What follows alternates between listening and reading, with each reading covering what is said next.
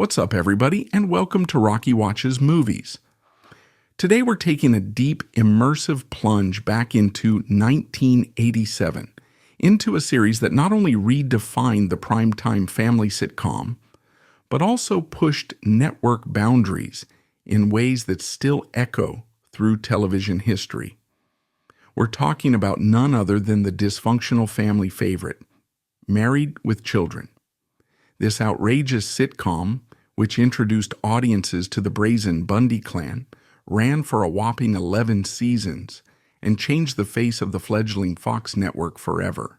Strap yourselves in, because we're about to unpack a treasure trove of behind-the-scenes secrets, casting near misses, absurd production constraints, and eyebrow-raising controversies that will make even the most devoted fans mutter, "No way."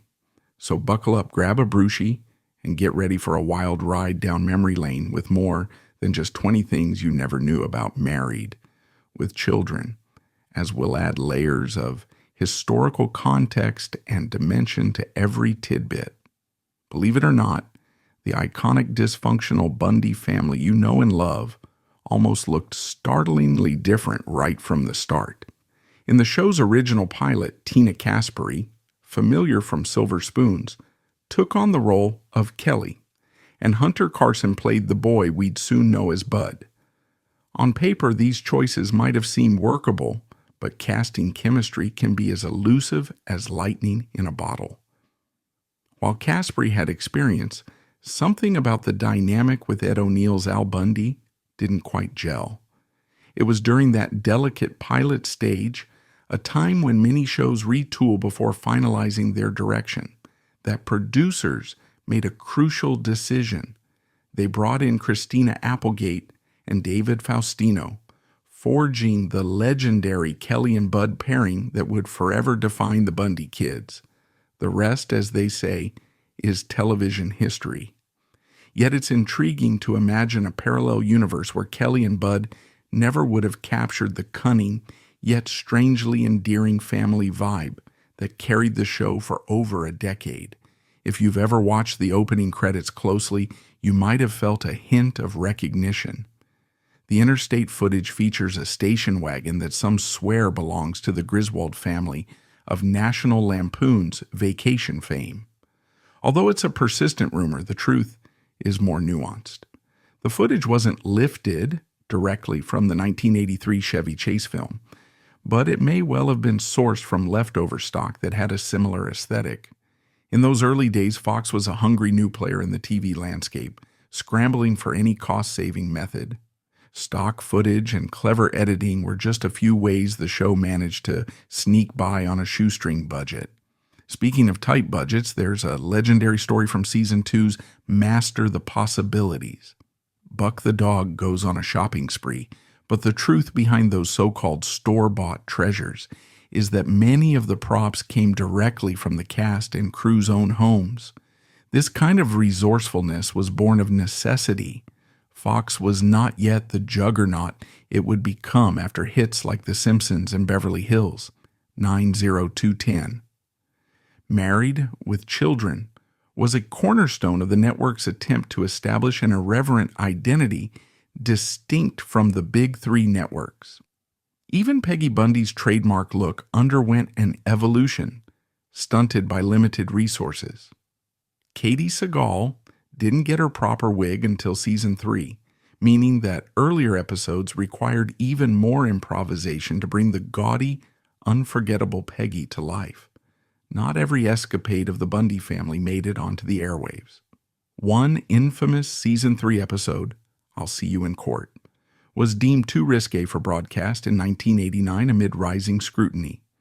The late 80s saw America wrestling with shifting cultural mores and watchdog groups challenging network content. Fox, keen on making a name for itself, balanced pushing boundaries with trying to stay on advertisers' good sides.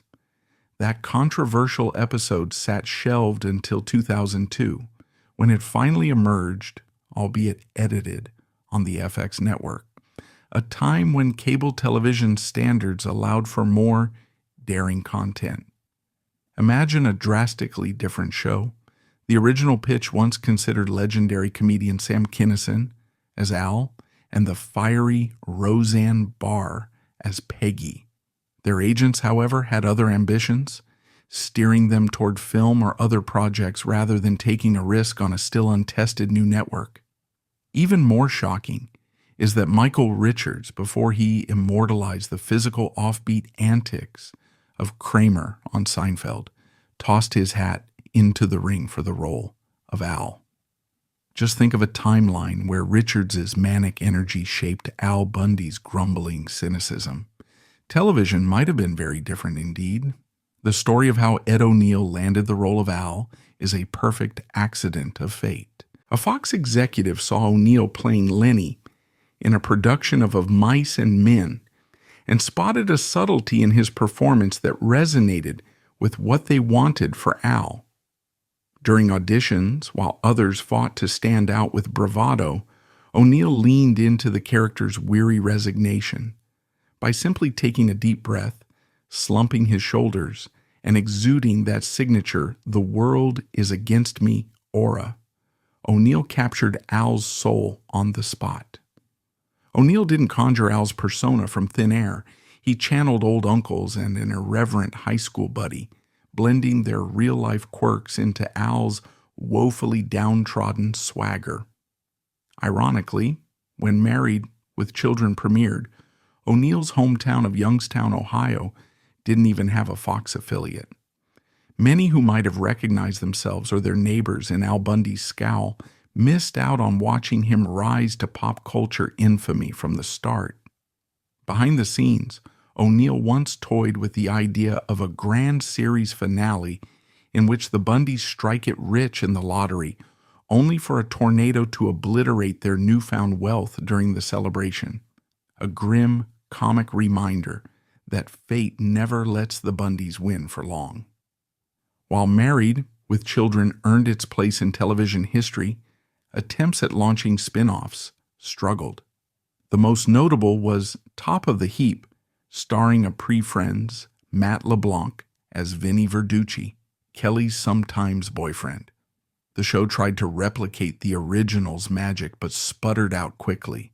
They retooled it as Vinny and Bobby, but again, it failed to gain traction. The spin-off attempts highlight how lightning doesn't often strike twice. Married with Children's success was a singular confluence of cast chemistry, daring writing, and perfect timing in a TV landscape ripe for something edgier. In the broader context of late 1980s and early 1990s television, Married with Children stood as a rebellious outlier. At a time when wholesome family comedies like The Cosby Show or Growing Pains still dominated, the Bundys swaggered onto the screen and disrupted the formula. Audiences were both shocked and delighted by this family's brazen lack of sentimentality. As Fox's first primetime hit, it helped the new network carve out a niche that valued provocation, edgy humor, and honest depictions of everyday frustrations.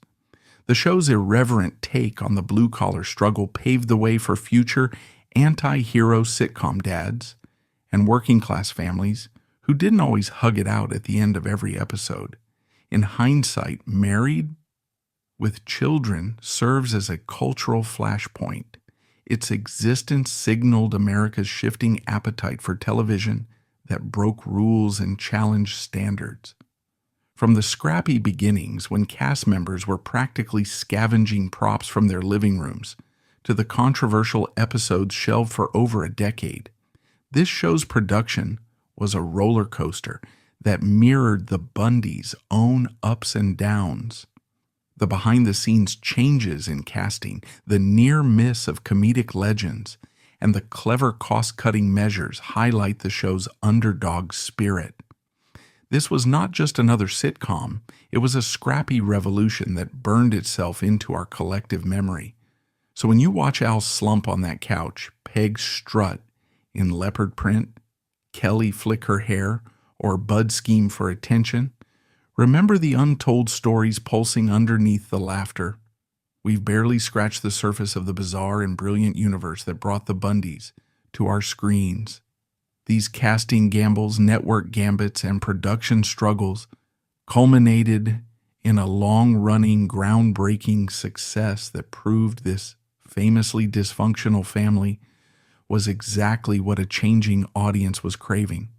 It's no wonder that today, decades after its finale, Married Families with Children endures as a cult classic, still able to shock, amuse, and captivate new generations who discover that sometimes the family that bickers, complains, and forever struggles to get ahead is the one that resonates most. LeBlanc certainly didn't have much luck when it came to spin-offs.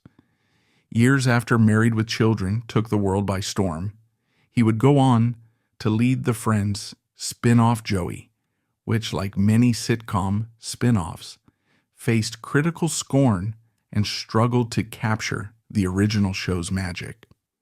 Interestingly, Married with Children itself set a precedent for international adaptations, proving that the series' humor and dysfunctional family dynamics transcended cultural barriers. The show, featuring the famously lowbrow but lovably shameless Bundy clan, has been adapted for audiences in at least 9 countries across the globe. Russia boasts the longest-running version, titled Happy Together, which aired an astonishing 364 episodes, an immense number that even some American sitcoms fail to reach. Other nations, including Armenia, Bulgaria, Croatia, Hungary, as well as the UK, Argentina, Brazil, and Germany, all developed their own takes on the Bundy family's story. Often these adaptations use direct translations of the original scripts, introducing viewers to local language incarnations of Al, Peg, Bud, and Kelly. But the longer a particular adaptation ran, the more liberties the writers tended to take, weaving in new storylines and local flavor that blended with the familiar Bundy antics. In a strange way, this created a kind of Bundy multiverse, where different cultures molded the same core concept into something uniquely their own, reflecting their societal norms, comedic timing, and audience expectations. Within the original series, the characters underwent transformations both subtle and overt over the course of its many seasons. For instance, Kelly Bundy's signature blonde mane became a defining element of her persona, representing the combination of brash confidence and ditzy charm that Christina Applegate brought to the role. Yet in Season 10, fans noticed a change. This shift was not a simple creative choice. It was due to Applegate's concurrent role in the film Nowhere, which demanded that she dye her hair red and cut it short. To maintain Kelly's iconic blonde look in Married with Children, Applegate had to don a wig for a large portion of that season. This behind-the-scenes detail reminds us that sitcom characters, though seemingly frozen in their signature styles, often undergo subtle adjustments due to the actor's outside commitments or evolving career paths. Despite Kelly's over-the-top flirtations and bold wardrobe, Christina Applegate once revealed a surprising detail about her interpretation of the character. In an interview, she noted that she always played Kelly as a virgin, which added a surprising layer to a character often teased and defined by her supposed promiscuity. While the audience saw a wild party girl, the actress privately imagined a more innocent core, subtly influencing her portrayal and demonstrating how performers can bring unexpected depth to comedic roles. Despite its immense popularity, Married with Children holds the rather dubious distinction of being one of television's longest-running shows never to have snagged an Emmy Award. It held this honor of Emmy shutout infamy until Baywatch, another cultural juggernaut known for its beachside escapism and not for critical acclaim, wrapped in 2001 without winning a single Emmy either. Considering how Married with Children revolutionized Fox's early lineup and influenced the direction of modern sitcoms, its lack of Emmy recognition highlights the gap that often exists between audience appeal and awards recognition, as shows that push boundaries or employ lowbrow humor sometimes struggle to earn accolades from more traditional award bodies. Ed O'Neill's comedic genius as Al Bundy was a cornerstone of the show's success. He honed his craft over the years, turning Al into an instantly recognizable figure, part everyman, part defeated high school football star clinging to past glories, and part sardonic, shoe-selling survivor of suburban life. Yet O'Neill discovered that this comedic legacy could work against him. After Married with Children, he took on a serious role in the 1991 war drama flight of The Intruder, portraying a Navy captain facing a court-martial. Test audiences, however, found it impossible to take him seriously in a dramatic context. They erupted in laughter at his very presence, recalling Al Bundy's crass wit instead of believing in the morally complex officer he played. As a result, O'Neill had to be recast, illustrating the double-edged sword of intense typecasting. In a touch of poetic justice, or perhaps destiny's wink, Ed O'Neill's star on the Hollywood Walk of Fame was placed right in front of a DSW shoe store on Hollywood Boulevard. On August 30th, 2011, when his star was unveiled, fans and observers couldn't help but smile at the aptness of this location, forever linking O'Neill to the footwear world that Al Bundy so begrudgingly inhabited for over a decade. Married with Children had an unusual start, reflecting the pioneering spirit of the then-fledgling Fox network. On Sunday, April 5th, 1987, Fox made its primetime debut at 7 p.m. with the pilot episode of Married with Children, followed by the series premiere of The Tracy Ullman Show at 8 p.m. In a bold and unorthodox move, the network repeated these two episodes again and again, making their presence felt and ensuring viewers remembered this new, irreverent brand of comedy. The show that would become a defining element of Fox's identity arrived with a blast of unsubtle humor and dysfunctional family life, a jarring contrast to the polished sitcoms ruling the airwaves at the time.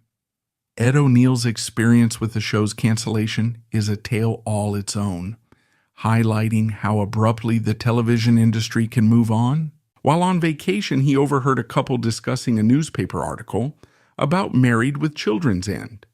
Until that moment, O'Neill hadn't been formally informed.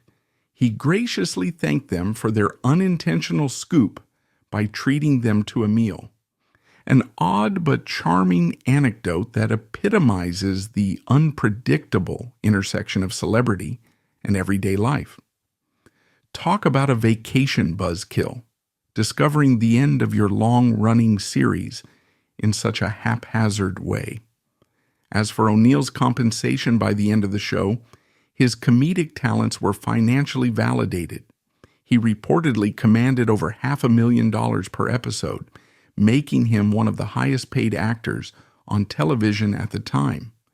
This was a far cry from the early days of the show and reflected both its sustained success and the pivotal role O'Neill played as the patriarch of the dysfunctional Bundy household. Amanda Bearse, who portrayed the feisty neighbor Marcy Darcy, proved she was more than a comedic actress with her evolving involvement in the series. By season 6, Bearse began directing episodes, ultimately helming a remarkable 30 installments over the next 5 seasons. This behind-the-camera role showcased her versatility and helped pave the way for future projects. After Married with Children ended, Bearse continued directing, taking on episodes of other sitcoms like Mad TV, Reba, and Dharma, and Greg.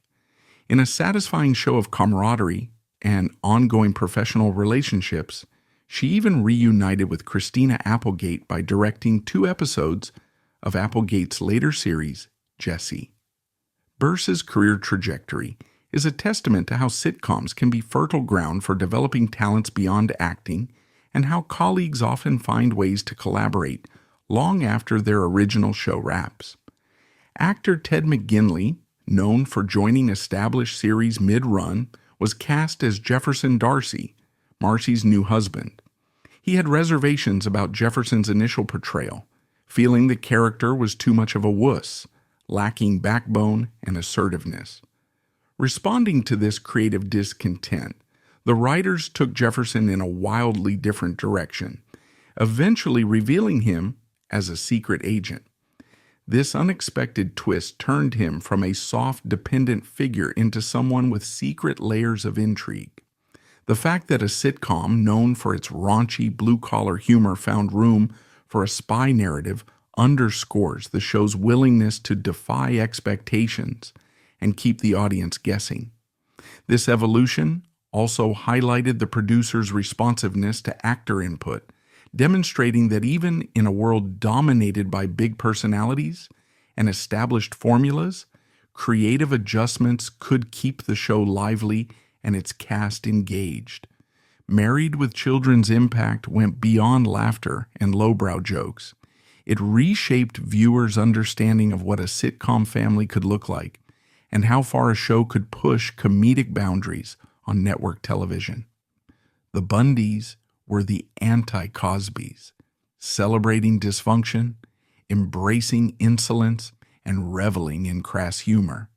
Their lack of heartfelt sentimentality and the gleeful way they poked fun at middle-class aspirations shook up the genre.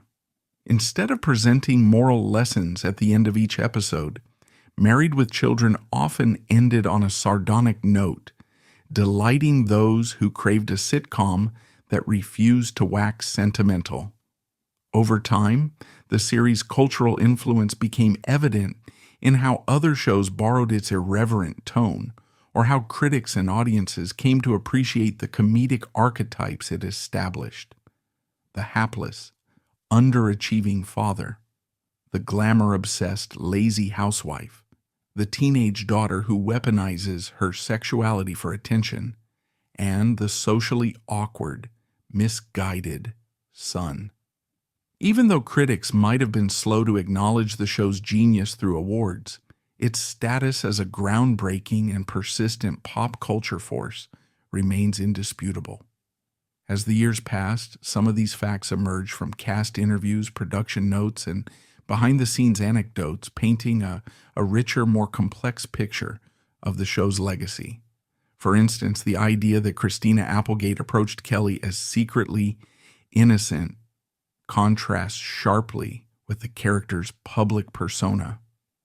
This kind of nuance, revealed only after the show ended, gives longtime fans a fresh perspective and invites new viewers to revisit the series with different eyes. Similarly, Ed O'Neill's challenges in being taken seriously as a dramatic actor after playing Al Bundy for so long underscores how deeply the sitcom etched itself into the public consciousness. From international remakes to behind-the-scenes transformations, from actors pushing for more assertive character arcs, to former cast members branching out into directing, from wigs and secret intentions to unexpected paydays, and from a star's Hollywood Walk of Fame placement in front of a shoe store to the ironic Emmy drought. These tidbits collectively weave a tapestry of a television show that was as complicated and layered behind the camera as it was irreverent and simplistic on screen. The show's offbeat approach and unwillingness to conform to the typical sitcom mold of the late 1980s and early 1990s gave it longevity, spawning countless reruns and a loyal fan base that persists today. So, now that you know far more about Married with Children than you might have expected, including how it influenced global television, shaped its actors' careers in unexpected ways, and created a cultural footprint extending far beyond its original airing, perhaps you can appreciate the show's particular brand of humor and its lasting contribution to the sitcom landscape. Thank you for sticking around until the end, and I'll see you in the next one. Bye for now.